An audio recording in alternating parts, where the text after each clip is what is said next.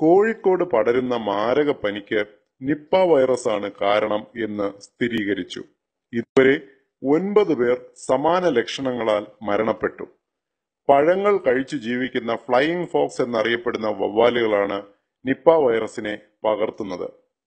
വവ്വാലുകൾ കഴിച്ച പഴങ്ങളിൽ അതിന്റെ ഉമിനീർ കലർന്നിട്ടുണ്ടെങ്കിലോ കാഷ്ടമുണ്ടെങ്കിലോ ആ പഴങ്ങൾ ഉപയോഗിച്ചാൽ മനുഷ്യരിലേക്ക് ഈ രോഗം പകരാം. വൈറസ് ശരീരത്തിൽ കയറിയാൽ 5 മുതൽ 14 ദിവസം കഴിഞ്ഞു മാത്രമേ ഇതിന്റെ ലക്ഷണങ്ങൾ കാണിച്ചു തുടങ്ങുകയുള്ളൂ.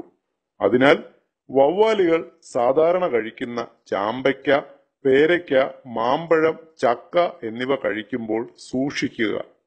മാമ്പഴവും പേരയ്ക്കയും തൊലിയോടുകൂടി കഴിക്കാതിരിക്കുവാൻ ശ്രദ്ധിക്കുക. കുട്ടികളുടെ കാര്യത്തിൽ പ്രത്യേക ശ്രദ്ധ പുലർത്തുക.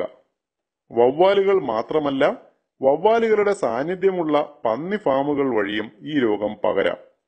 പന്നികൾ മാത്രമല്ല, നായ, ആട്, പൂച്ച, കുതിര എന്നിവയിലും നിപ്പ വൈറസിന്റെ സാന്നിധ്യം കണ്ടെത്തിയിട്ടുണ്ട്. അതിനാൽ നിങ്ങളുടെ മേൽപ്പറഞ്ഞ വളർത്തുമൃഗങ്ങളിൽ മൂക്കൊലിപ്പോ പതിവില്ലാത്ത ക്ഷീണമോ കണ്ടെത്തിയാൽ ഉടൻ മൃഗസംരക്ഷണ വകുപ്പുമായോ ഒരു വെറ്റിനറി ഡോക്ടറുമായോ ബന്ധപ്പെടാൻ മറക്കരുത്. നിപ്പ വൈറസ് ബാധിച്ച ഒരു രോഗിയുമായി സമ്പർക്കമുണ്ടായാൽ കൈകൾ സോപ്പും വെള്ളവും ഉപയോഗിച്ച് 20 സെക്കൻഡെങ്കിലും വൃത്തിയായി കഴുകുക.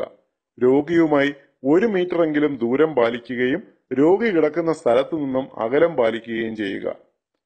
തൊട്ടാലൊട്ടുന്ന രോഗമാണ് നിപ്പ വൈറസ് പനി. ശരീരസ്രവങ്ങളായ കണ്ണുനീർ, മൂക്കിലെ സ്രവം, ഉമിനീർ എന്നിവയിൽ കൂടി പോലും വൈറസുകൾ പുറത്തു വരുന്നു. തലച്ചോറിനെയും ശ്വാസകോശത്തെയും കിഡ്നിയെയും വളരെ പെട്ടെന്ന് ബാധിക്കാൻ നിപ്പ വൈറസിന് കഴിവുണ്ട്. അതിനാൽ രോഗപ്രതിരോധ ശേഷി കുറഞ്ഞവർക്ക് ഈ രോഗം ബാധിച്ചാൽ അവർ വളരെ പെട്ടെന്ന് മരണത്തിന് അടിമപ്പെടുവാൻ സാധ്യതയുണ്ട്.